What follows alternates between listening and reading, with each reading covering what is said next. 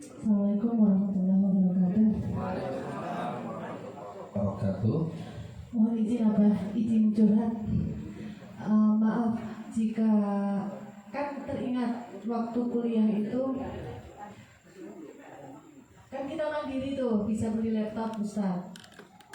Itu kan bisa beli komputer saat itu apa. Nah itu tuh kesan nyicil sama temen. Nah setelah kita lulus masih ada kekurangan itu dan kita kehilangan kontak. Cara kita untuk membayar itu bagaimana apa? Terus untuk lari misalnya dia sudah niat sih mendaftar haji meskipun niat apa multinalar lah bismillah. Nah itu menghambat enggak kalau masih ada tanggungan-tanggungan hutang gitu salah. Apa? Makasih Abah. Oke, terima kasih pertanyaannya.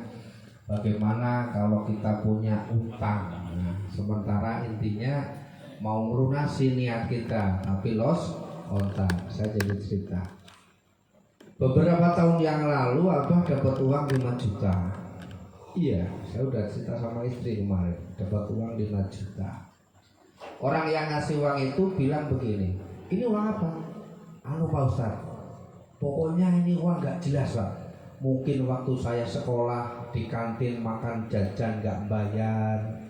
Mungkin waktu saya naik bis begitu turun Melayu orang bayar. Ini saya zaman ben seneng ya. Iso numpak bis orang bayar seneng ya. Dewangnya Melayu. Mungkin nang bis pura-pura ngantuk misalnya loh. Gue seneng. Kemudian mungkin waktu saya kerja kata beliau, waktu saya kerja ada yang tertolimi dan sebagainya. Mungkin saya punya utang tidak bisa bayar. Sampai dia itu sempat yang dia masih punya kontak itu datang ke SMP-nya, ngasih duit lebih dari cukup hanya untuk menghalalkan kemungkinan ada jajan yang pernah ia makan yang belum dibayar. Ini kita diingatkan dengan kisah Ibrahim bin Adham yang beliau makan cicipan cicipan korma ketika haji, orang izin, kemudian jadi gunjingan oleh para jin. Dikatakan salah satu jin itu loh Ibrahim bin Adham orangnya soleh, doanya makbul. Kata jin yang satunya, oh enggak, saya mardud doanya karena dia kemarin makan korma orang bayar. Coba jenengan nek musim dukuh berapa biji nek nyicipi dukuh Bu? Musim rambutan berapa kilo yang dicicipi? Ora do tuku meneh. Nek si do tuku masih mending. Nah, oleh karena itu terkait dengan pertanyaan itu intinya kalau kita masih bisa mengupayakan ya dicari.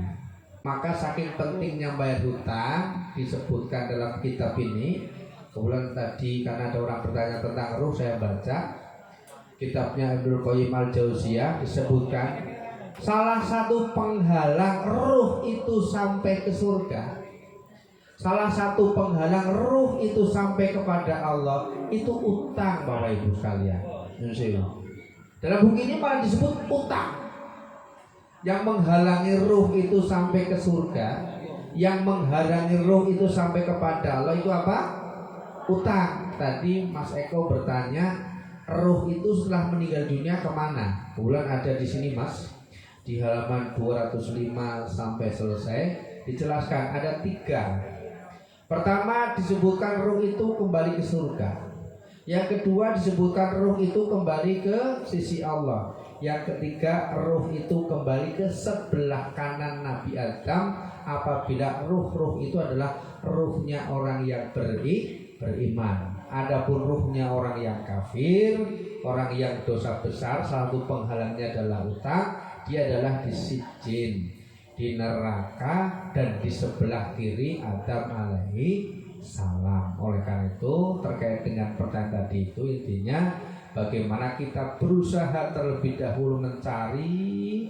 Kalau sudah mentok tidak dapat, bayarlah di masjid, bayarlah di yayasan dengan niat bayar utang ketika dulu tidak sempat dibayar sehingga pahalanya diberikan kepada orang yang kita pinjami. pahalanya diberikan kepada orang yang kita ambil haknya. Nyun sewu. Juga disebutkan kebetulan, ini semuanya kok kebetulan ya. Kebetulan saya baca bab sedekah di buku ini di halaman 267.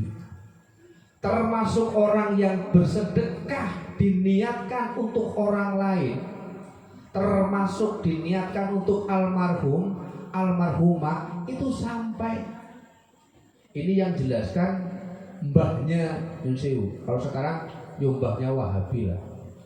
Ya karena guru karo muridnya beda. Gurune ngajarke kabeh, muridnya ngambil sing penak-penak, tok sing ora penak ora dijupuk. Ini dijelaskan. Sedekahnya, wakafnya, infaknya almarhum itu akan sampai. Bahkan dikisahkan pada zaman Nabi, ya Rasulullah, ibu saya meninggal dunia. Dan saya yakin ibu saya itu punya niat mau mensedekahkan sebagian hartanya, tetapi karena sesuatu dan lain hal beliau belum sempat menyedekahkan hartanya. Bagaimana kalau saya sebagai ahli warisnya? Ini dalam buku ini dikisahkan seperti itu.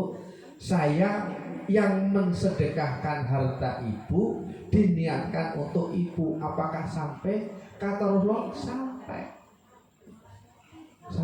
Ini yang nulis Syekh Ibnul Qayyim Al-Jauziyah. Yang itu kadang orang-orang Wahabi, orang-orang Salafi hanya mengambil pendapatnya, hujahnya yang menguntungkan dengan dakwahnya, yang menguntungkan dengan jalan pikirannya. Kira-kira terkait dengan tawasul, terkait dengan roh, terkait dengan sedekah almarhum, mereka nggak mau menukil dari imamnya sendiri, dia cari pendapat lain.